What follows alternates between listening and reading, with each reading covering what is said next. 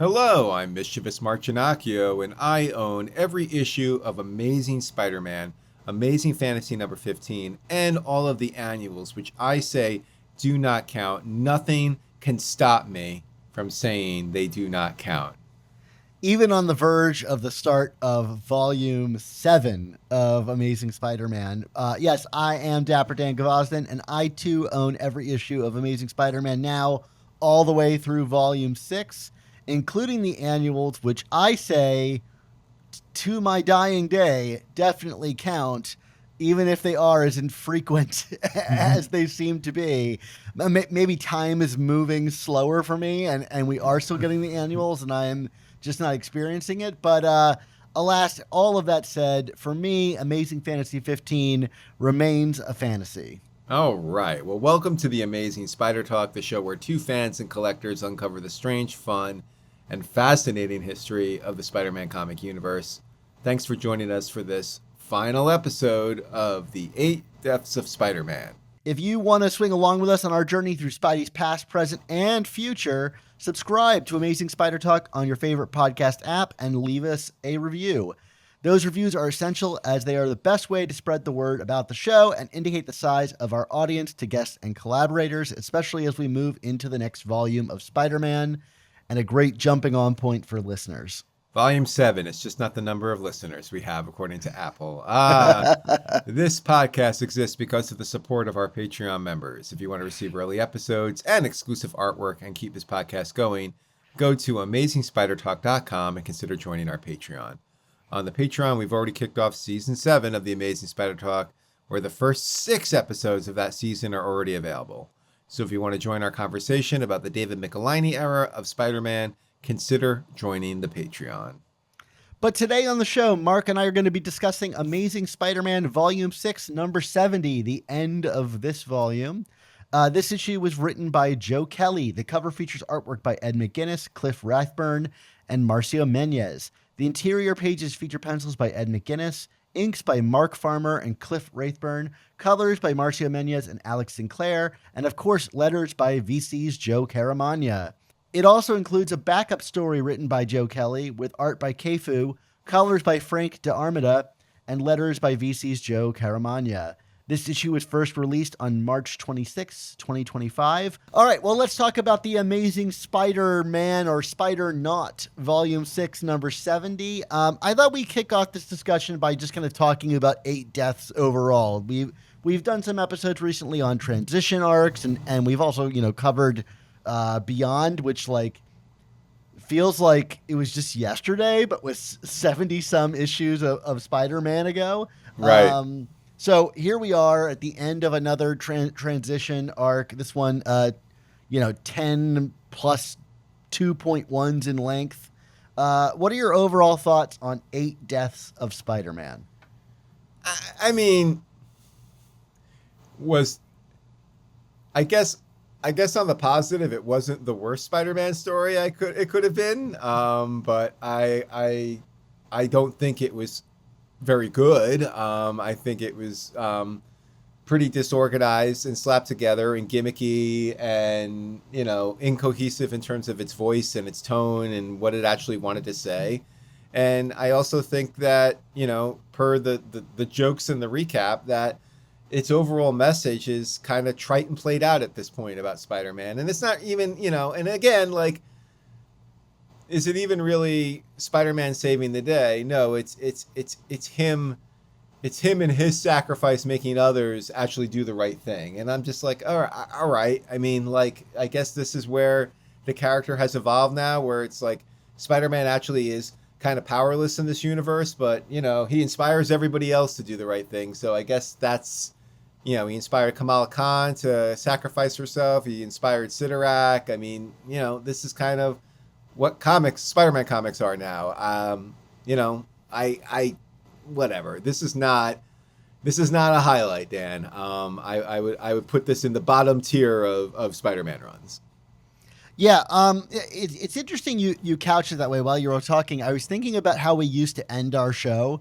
We used to end our show with like a long-standing joke about Uncle Ben and all of the absolutely like random things that he's done in his life Yeah. because writers just used to make up stuff because he's a blank slate to insert stories into, whether he's like tending his garden or taking Peter to the Mets or Yeah. fighting off like 1920s gangster types for May's affection. Like you could almost invent anything, and Ben remains this sort of like inspirational blank slate.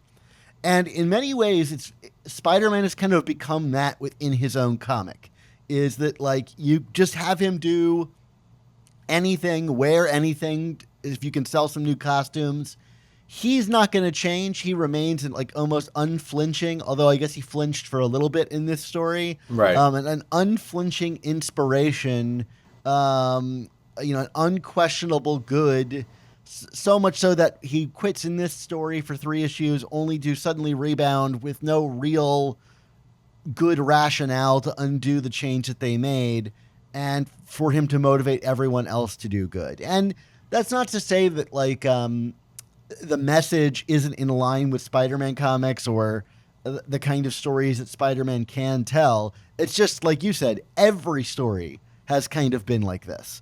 The sort of like holier than thou Peter Parker, and who used to be a man of great complexity. And my favorite chapters of this were the ones that leaned into that. I would say like issue 3, the 3rd issue of this story, or the 5th issue of this story, that allowed Peter to be more complicated than he's normally presented. And so I can't say this story is bad. I largely agree with you. I think Peter Parker is kind of wasted as a protagonist here, and that it's just kind of a mess. There's too much going on. There's too many ideas, too many themes, too many protagonists, and the pacing is all over the place. And I think editorial, again, is personally where if I, from like a sort of outsider's point of view, had to lay blame somewhere, I would put it on them. And frankly, I think Joe Kelly, for all the shortcomings of this story, is the one that kind of comes out of this, other than the artist, looking clean. Because I feel like his chapters kind of felt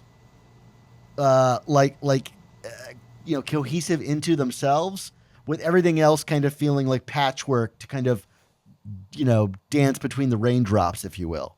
Yeah, I mean, I guess the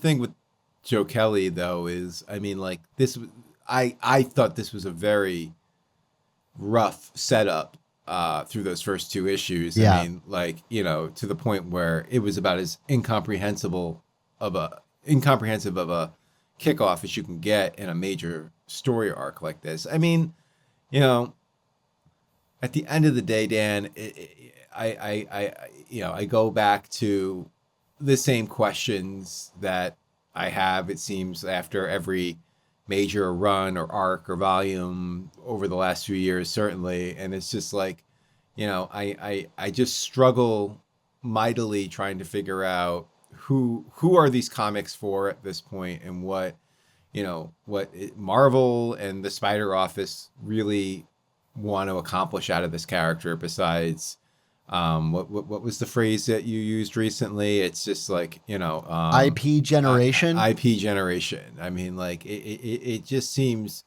so utterly hollow. And like there's a part of me that's like, no, that really can't be it, can it? And it's like, no, that's probably it. And like you said, it's like, I'm not sitting there being like, oh my God, I can't, this is terrible. I can never read a comic book again after this. It's not like that level of bad, but like, I'm also not going to remember much from this in 6 months, probably, like just as like, frankly, the Zeb Wells run might as well have been 100 years ago at this point, because like, outside of like, frankly, outside of just the really outrageously bad stuff, like the ending of what do you call it? Not Dying Wish. Issue 26 is what you're Yeah, looking for. yeah, issue 26. Outside of like that, it's like, I don't really have any visceral memories of what I was feeling reading those comics. And I guess that's, you know, part of the issue right now. I mean, like, we're in the middle of a season of content on Amazing Spider Talk where we're talking about the David Michelinie and Todd McFarlane and Eric Larson and Jerry Conway stuff from the late 80s and early 90s. And hey, look, like we were kind of picking apart David Michelinie, which, much celebrated run. And yet at the same time, I still have visceral memories of reading those comics and, what they made me feel and what I relate to and where I was in my life. And I can say, like, I'm not going to have any of that about Eight Deaths of Spider-Man. And really, for the last 4 or 5 years of comics, I just, outside of maybe an issue here or there. And it's like, okay, if that's where we're at, okay. But like, I just don't know. I don't know if like Marvel truly, I don't know if it's a situation where I'm just that out of touch, or We're old now, Mark. yeah, maybe. Or is this like, is Marvel just like, yep, that's what it is, and we're okay with it? Like, I don't know. Yeah, I mean, the thing about this one for me too is like, as much of a mess as it was, like the big story beats felt like it was going through the paces. It's like, okay, like this is how the structure for this works, or everything is going to get undone, or like we'll come up with some new cheat to get us out of the situation that we've not set up. And so you can't help but like just distance yourself from it. And so like an issue like this one, which we haven't really talked much about this particular issue yet, like I can find things to enjoy about it. Like I think a lot of Joe Kelly's writing wears its heart on its sleeve. And I kind of like the book being that earnest in some ways, even if it is a little corny. And I think the art is really beautiful to look at in this one, with some really cool spreads of, the spider knot getting launched through the air and stuff like that. I don't really care about any of it. Like I can recognize like, like decent stuff, but like I'm not invested in the characters. I'm not invested in the outcome of this thing. And, so therefore I'm not really invested in the story. And so like on a mechanical level, I can see elements of it that I like. But like the big thing is I'm not itching to read the next comic. I think about the stuff that I really love, Superior Spider-Man, where I couldn't wait to get the next comic in my hand and find out what the next adventure this character is going to go on. And I haven't divorced myself completely from caring, but like I'm really just ready for the next issue 1 to see what else Joe Kelly has in store, because like this really felt like we're going to do something weird for a little bit and see if people dig it. And I don't know, like it's like, then really make it tight. Like, why are there so many characters in this book? Why did we need Phil Coulson? Why did we need the X-Men? Why did we need 8 scions of Sidorak? Why did we need Randy and May and Shay? I mean, obviously I like all of these things, but like I don't know what these all contribute to the main idea. Right. Like you could trim that down and give yourself the page space to really dive into and explore whatever idea it was here. And even with the 10 issues they got, I felt like they were like just burning rubber with Peter not wanting to engage with the story. So I don't know who's helping shape these, but they're so amorphous in their shape. It's hard to say anyone is. Yeah. I mean, the one thing I'll just add to that before I think we should just move on and talk about this comic specifically is, yes, there's a lot of like overstuffed things in here, but like at the same time, like I was also just immensely frustrated by the fact that like there's really only a smattering of characters that got actual lip service, and even that it seemed very superficial. I mean, it was like yeah, we had all these scions, but really it was Calix and Syra that were the main ones. I mean, and like I don't know, like it kind of just, they showed up halfway through, and then all of a sudden it was like no, these are the 2 main ones, and it's their their conflict that's going to drive this the rest of the way, which kind of felt random in retrospect.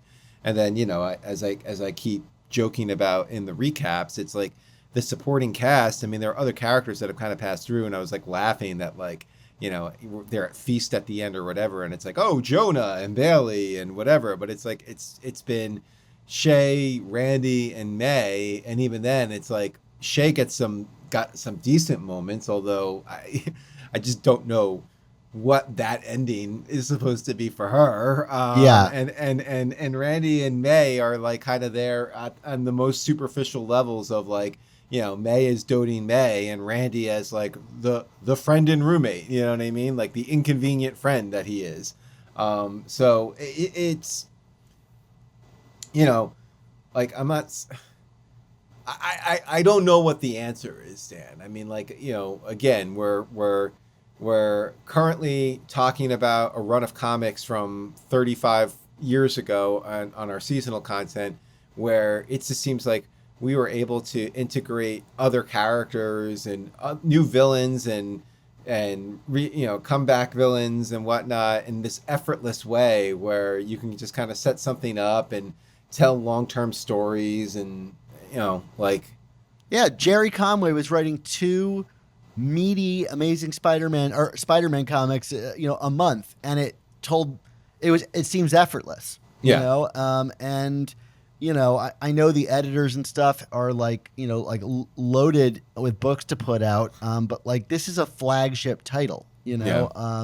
and other books at Marvel are, maybe they're not, twice a month, but they are doing very, like easy to read, tightly edited stories. I mean, say what you will about like Ultimate Spider-Man, and certainly I don't think it's firing on all cylinders for us in the way it is for other people, but like I'd say most of the books in that line feel really comprehensive and strong. Yeah.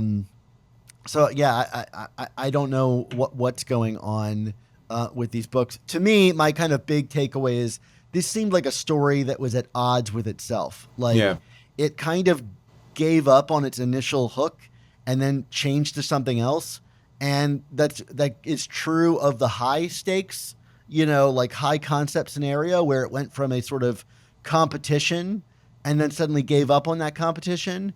But it's also true on the micro level with the characters. Like we had this setup with Peter trying to juggle too many things and the thematic idea of that and how that worked with Randy and May and Shay.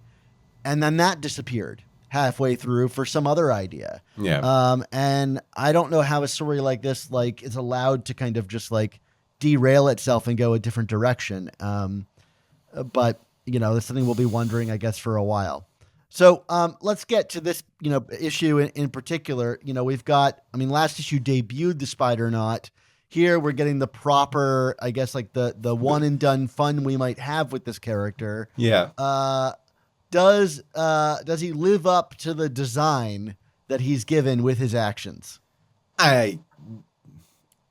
No. I mean, it's not. I don't know. I didn't. It was fine. You know what I mean? There was nothing. Yeah. I don't know. There was nothing like offensively wrong about it, but like it's just it was a silly concept. They had some fun with it.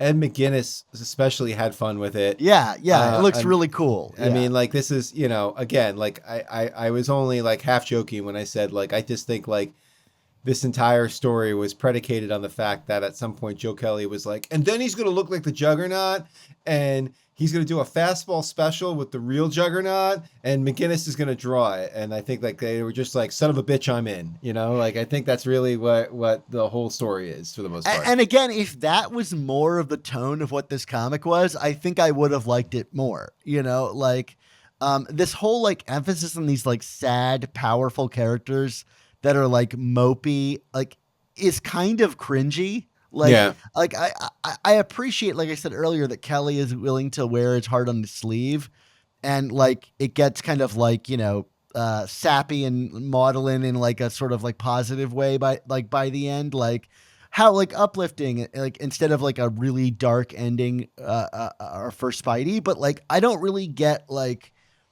like where this story went, that suddenly it's about like Sidorak crying on his throne, and Juggernaut, like this book opens with Juggernaut being like, actually, the only thing that could stop Juggernaut is being sad. And Yeah.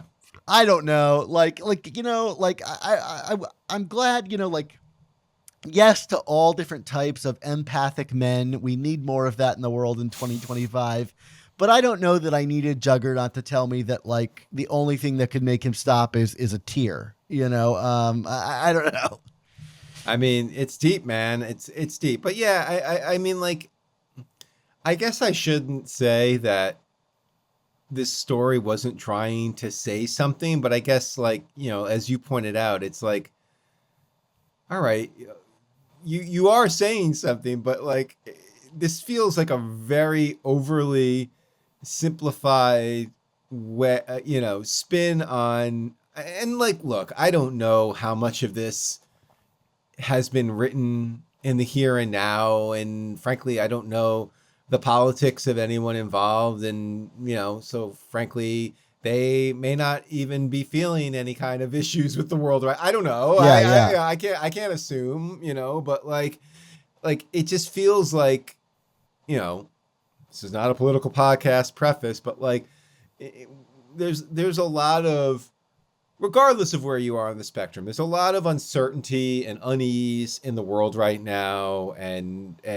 to kind of have these like very glibly crafted stories with, like you said, these big powerful characters just kind of be like, well, I can run through a brick wall and sew through cement, but a tear could slow me down. And it's just like, really, like this is as deep as I mean, we had, the Frank Miller era of Daredevil to come out on the other side of a tear can stop the Juggernaut. You know what I mean? It's like, like, this is where comics are. We're not going to be dark and moody and about things, but instead we're just going to be glib. It's a hard swing in the opposite direction. And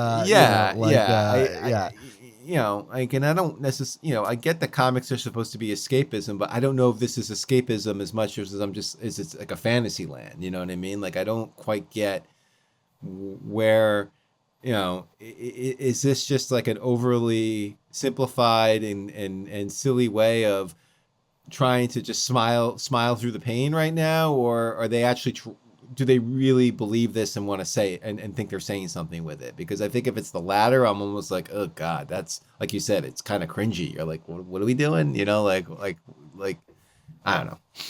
I mean, I for me, it's only because it's so simple, and I look, we also on this show constantly say, like, what happened to good old fashioned, like bad guys versus good guys. Now, this is not that. It's way too complicated to be that, And I think if it was a simpler story where, like, you got the narrator pontificating about good versus evil, and it was just Spider-Man versus, some big punchy guy. Like, I don't think you needed this level of complication to get that message across. It's like, I think it feels so pat as a message because we're 10 plus issues in. If that's all you wanted to say was like a sort of like cat grabbing onto a bar with the message that says "hang in there," that's kind of like silly for this. Like, I appreciate the idea that like the inevitability of failure can cause fear, but we need to stand up against it anyway. Are you listening to this, James Carville? I mean, like, that inaction is not action, but. It was a long way to get to this. Yeah. I mean, I also think, to kind of use its own device against itself, like this comic, this series overall spent too many of its own reads of Ragador earlier in this arc, so that, like, when you got to a moment like this where, Spider-Man is once again like making this grand sacrifice, and he's like, I'm going to do this even if it kills me. Like, we've been there with this storyline already, and you're kind of like, like, they're like, yes, it's Amazing Spider-Man, and Spider-Man is a title character. He's not going to actually, I would be shocked if Marvel decided to off him again. But like the way the story was built, I'm reading this whole thing and I'm saying to myself, there is no chance in hell that Sidorak does not step in Yeah. do the like it was so telegraphed because we've been through the paces already in this book where it's like he's dying, but then he came back, but then he used all his reeds and now to save his friends, and then he died again, but now he came back again as the Juggernaut. It's like, oh really? So we're gonna do this again? They painted themselves into such a corner. So that didn't help the tension and the drama either. It just made it all seem very, I keep coming back to the words like glib and trite. It's just like, okay, let's get to that conclusion, everyone. Because I don't believe you. Yeah, well, the flippancy with which he makes like his biggest decisions, tells you that this is not like a really like thoughtful, next step he's going to take. The one decision that should have taken the most page space in this entire story is him choosing to use those reads on other people and believing in himself, and it was not even a panel. And Yeah, so like. yeah. Do I really think that they're going to suddenly and invest this next choice with the same level of drama? No, I don't. And so the boy cried wolf, and yes, I know you're right. Like he's not going to die, but like I'm not invested enough in the stakes of this to even like think it was an option. Yeah. Yeah. I did like how Kelly framed his choice though at the end with using the magic, the sort of like, I'm a kid from Queens who got a crash course in magic last week. The sort of like always bringing it back to the sort of human element of Peter being just like a guy. Like Yeah. I thought that was cool after having watched him leap out of the atmosphere as Juggernaut. So you've got this giant scale that has been established only to then suddenly shrink it down through the narration. I thought that was a clever bit of writing from Kelly that at least emphasized like what makes it Spider-Man-y of all this is like he's just a guy like you and I. Right. Yeah, for sure. All right. Anything else on this part, or do you want to get into the slack?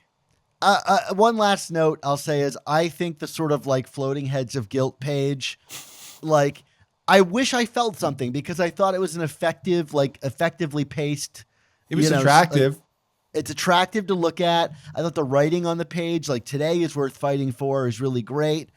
I just wish that was supported with something, Right. like if it had earned that, I feel like that page would have been a real powerful turn for the character and an expertly I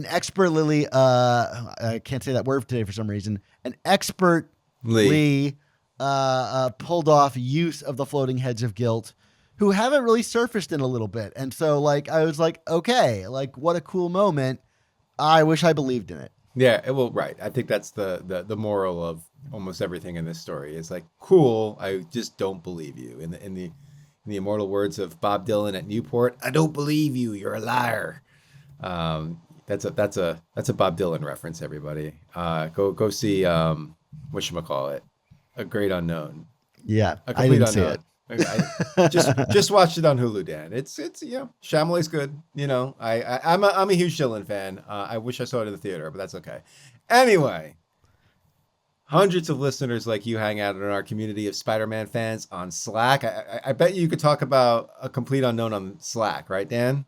I bet you could. We have a pretty film literate audience on the Slack. So yeah, come on in if you want to talk about A Complete Unknown for whatever reason. Yeah. If you want to engage with me on it. The Amazing Spider Slack community is absolutely free to join, and you could jump into active conversations with awesome people or me about collecting, conventions, movies, new comics, old comics, and more. Dan, besides me just like randomly talking about Bob Dylan movies, what's been going on in the Slack this week?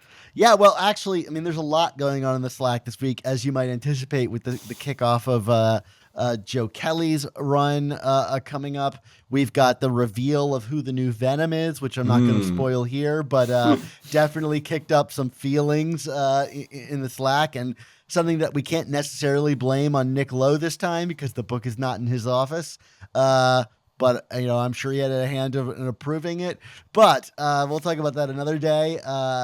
But the big thing we've been kicking around in the Slack this week is the announcement of 2 new Spider-Man movies. Obviously we knew they were coming, but we finally got confirmation that we're getting in 2026, the summer of 2026, we're getting Spider-Man Brand New Day, the next in the MCU Spider-Man adventures.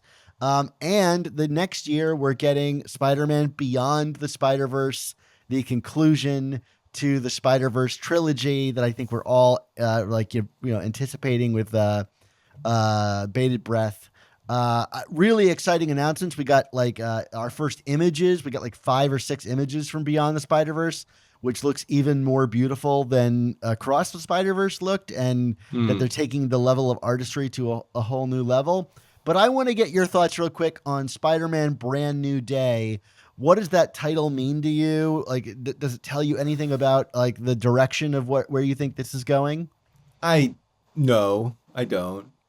Just Homecoming wasn't the JMS JRJR Homecoming, and Yeah. I mean, I do think it's similar in vein to Brand New Day, just because obviously the last movie ended on a one more day kind of note. So I do think there's tongue in cheek, but I wouldn't read much more after that in this.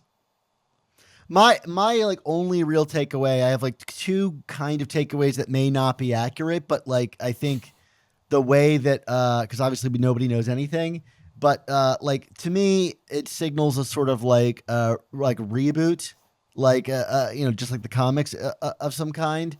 And so my hope is that it actually follows through on the promise of No Way Home's ending, where we're getting basically a new Spider-Man, the sort of a return to a classic Spider-Man that ending I think promises. And so to me, Brand New Day says okay, you're going to see a new version of Spider-Man, and my hope is that it's the classic one. That we've been kind of promised for a long time, and that if they don't do what that ending promised, I'll be very upset. And then on that note, second observation is that for a long time, this movie was reportedly delayed because there was infighting between Marvel and Sony over the future direction of the series, with Sony wanting it to go a more Spider-Verse route and Marvel wanting it to be more street level Spider-Man, again, as promised by No Way Home. Now, No Way Home the title does not imply Spider-Verse in any way, even though we got multiple dimensions. But to me also a Brand New Day and the comics that it borrows from at least makes me think that I think Marvel won that battle. I don't feel like the title Brand New Day tells me we're going to get another adventure through the Spider-Verse. And I'm hopeful that we won't, because I think leave that to No Way Home and the Spider-Verse films. I want to see Spider-Man fighting some street thugs and things like that on the streets of Manhattan, preferably with snow. To me, I don't have any confirmation of either of the things that I said, but I feel like they're kind of indicating that they're going to follow through on the promise of No Way Home, and that makes me very excited. All right. Well, good stuff, Dan. Anything else you wanted to hit on any of this, or? No, but if you want to join in the fun, you got some theories about what you think Brand New Day means. Or does that mean that Lily Hollister is going to show up and we're going to get Menace and Lord knows, maybe we'll get Freak? Come join our amazing Slack. There's a link in the description of this episode that'll let you sign up in less than a minute. Come say hi. We'd love to see you there. All right. All right. So let's move past the sort of bulk of the big brouhaha battle of this issue and get to some of these conclusions that kind of wrapped up this story, because I don't know if these baffled me, but it was the kind of thing where it's we got to put the toys back in the box and it's all a little too neat. And it also kind of tells you about where the sort of priorities are in what should get page space from this team in wrapping up their story. So I don't know, Sidorak, he was immobile the whole time because of the death of his children. But wait, Wasn't he immobilized before they died? I don't get it. I get the emotional beat there, but it doesn't follow through logically. And then neither does this next scene I want to talk about, where we go to a funeral for Kenneth, the window washer that kicked Right. off this whole thing, except everyone forgot that his name was actually Kevin. Right. So whether that's the writers or whoever, we're at the funeral, or they're at the wrong funeral for a different window washer. Kenneth has suddenly become Kevin. I still don't get why this character got this level of focus. It feels like maybe a vestigial tale from another story. It's like Maybe having the kid from Iron Man 3 show up at the end of Endgame or something. I mean, yes, yeah. exactly. Yeah. I mean, why was this character not combined with Ricardo or whatever the guy's name was that was randomly revived alongside May, Randy, and Shay? There's just so many opportunities to clean stuff up here, and not only clean stuff, but read their actual comic where they could get the name right. This is not a Peter Palmer scenario. Right. It's just so silly to me. And you want case example number one, why is this character in this comic? Could have been removed, would not change a thing. But to that point, he was included and they got his name wrong. And I don't know what more to say about Amazing Spider-Man in 2025 than this scene and getting the name wrong. I mean, I guess you could also say we got yet another Spider-Man 3 joke about Peter emo dancing, which I'm just like, Jesus Christ, this movie's almost 20 years old now. We're still making jokes about it as if it's a pop culture phenomenon or something. Come on, guys. I think this dates, we've talked about this in the past, in terms of the Marvel office's inability to move on from Brand New Day, as we just talked about Brand New Day, the movie, the Brand New Day era of Spider-Man. And this is kind of a case of, I know technically Spider-Man 3 was before Brand New Day, but it just feels like we're cryogenically frozen in 2009 or something, where a Spider-Man 3 joke actually lands, I think, at this point. Yeah, I mean, it's just it's such a, when the movies have made fun of it, officially, it's done. Retire it. Even, and then I could get into the whole, it's a meta joke. It's he's never danced emo in the comics. So yeah, I mean, if I'm being completely honest, I think it was, into the Spider-Verse was that joke on it was the end of the joke. You know what I mean? I think them doing it and landing it the way they did, it was okay, you cannot make this joke anymore, anyone related to Spider-Man content. And Joe Kelly was just hold my beer. I'm going to do it. Okay, better or worse joke than the Scott Pilgrim the one? Scott Pilgrim reference? I was about to say, but this is the same guy who makes Scott Pilgrim jokes. So again, cryogenically frozen in 2009. And this is how do you do, fellow kids? Yeah, exactly. It's many people are saying that Spider-Man 3 jokes are funny. They came up to me with tears in their eye and they said, "Sir, Mr. Kelly, you have to make more Spider-Man 3 jokes." Anyway, that's all I got. I don't really know that there's much to say about the wrap up with Felicia, the sort of having him sleep with her and then have her just kind of make fun of him about it. I don't really recognize this character in this moment. The same with May, who there was an interesting moment with Peter yelling at her earlier in the series, and we don't even get an explanation for her about how she feels about it. She just immediately welcomes him back. And I don't know what he did to earn that, given that she doesn't know that he's Spider-Man or what he's been going through. Right. So it's the sort of infantilizing thing again, of Peter. And then most baffling to me, despite me rooting for Shay Markin as a character, I don't know why this team continues to just completely undermine her. Well, it's so baffling because she can be written so interesting, but they don't even know what they've got, and then they just mess it up with this, because she forgives him for basically ditching her. Now, I guess maybe she doesn't know that he was sleeping with Felicia, which like, again, like maybe being a man whore and I'm being too, puritanical about it, but it doesn't make us like Peter. And it only makes us question, why would Shay possibly like this guy? How much of a loser is Shay that she's willing to settle for this? She's like, in one hand, the most mature person Peter's ever been in a relationship with, but also clearly has no self-confidence that Peter is the one that she keeps ending up with. Yeah, I look,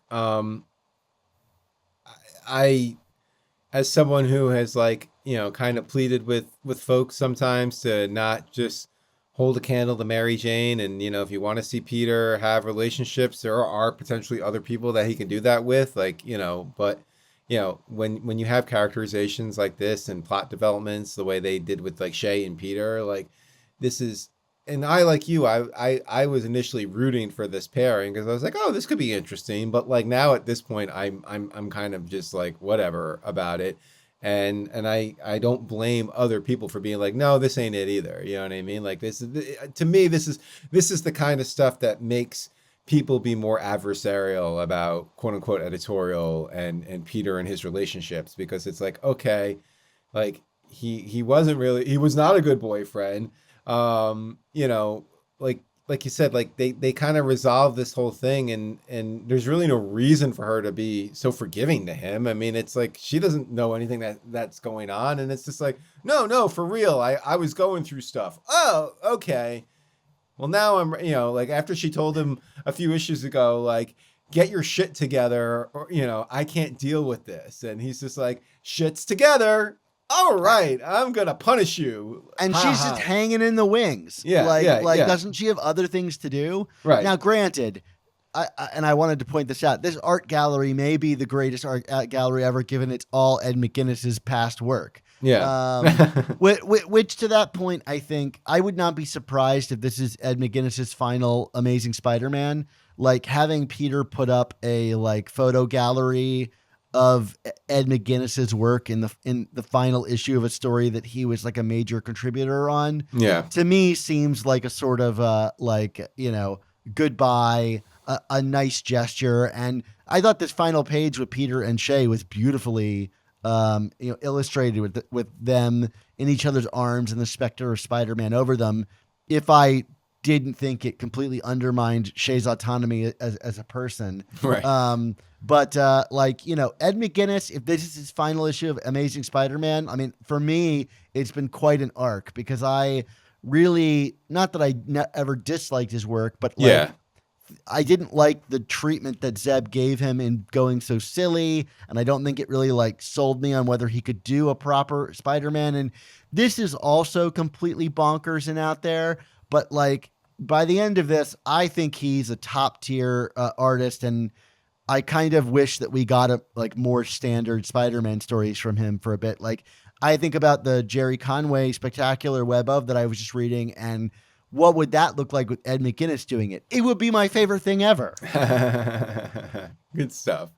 No, I'm with you on that. I mean, like McGuinness didn't start out as like my favorite, but like he definitely grew on me by the end. And I don't, who knows where he ends up. I mean, never say never when it comes to comic books, but Sure. a good visual final issue for sure. What did you think of the backup? I kind of like take solace in Dan getting like cautiously optimistic on the future of Spider-Man based on 3-page backups. We've seen this before, Yeah. Dan. I know. I'm a sucker, and I am still looking forward to issue 1 of the Joe Kelly run, if only to see like something new. I'm ready to move past this story and Right. allow him to get into whatever proper thing that he might have planned for us. And I've been reading interviews with him. I think the first interview with him came out today about his plans for the run. And I actually think that this backup reflects a lot of the things that he says in that interview. One of the things he is interested in doing is getting into Peter's backstory before high school, and where his kind of morals and ideology about the world comes from. And I think you can see that in this backup story. It opens with him talking about doing chores for May and Ben, and how that gave him a sense of responsibility and an idea of money. And I think that's interesting. Like, I Yeah. don't know if I want to live a run with a ton of like flashbacks or things that could be retconned, but I actually really enjoyed this backup, and for a number of reasons. I also like how it like frames Peter and his role towards money, which is something that we also I think saw in the preview for Eight Deaths of Spider-Man, where he was like making fun of sort of like tech bro, oligarchical, culture that I think has kind of become dominant in America and in the global. There, he's making fun of like Bitcoin, and here he's kind of like making fun of one how bad he is with money, but also that like money isn't everything, that like you can't take it with you. How are you going to spend it if you're dead? Kind of thing. And frankly, I want to read an anti-capitalist, anti-oligarchical 99% Spider-Man book. Like I think that would be very relevant. Mm, And that in these kind of two preview stories that we've gotten from Joe Kelly, he does make fun of that kind of culture and makes it so prominent here that there's literally people just sure. throwing money into the streets. Um, and the sort of like deprioritization of financial wealth from Peter. I think that's a really smart place to take the character of Spider-Man in 2025 is, you know, the final image of this is him with all these unpaid bills and he's like, what do I do for a job? Like, I think if you could make him a sort of like hard luck, not being able to find a job, like really leaning into the sort of like financial collapse, and the sort of like poor versus rich and the widening erasure of the middle class in this country. I think that's a really interesting place to put Spider-Man. I don't know that he's going to do it, but like I like the shades of it that we got in a story like this.